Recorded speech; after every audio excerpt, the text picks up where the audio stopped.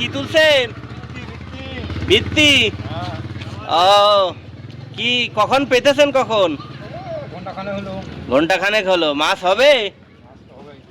আশা করছি হবে, তাই না? দেখি। ওরে বাবা, এই যে দেখেন কি সুন্দর সুন্দর মাছ। এই যে এই বৃত্তি থেকে এই যে আমাদের ভাই তুললো।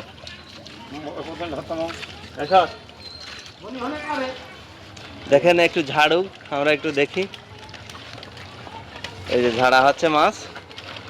দেখেন মাছের কিন্তু অভাব নাই।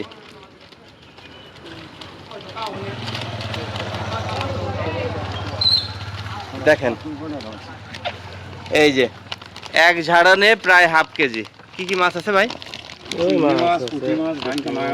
চিংড়ি, পুঁটি, ডানকিনা, মায়া। হাত ছড়ান একটু।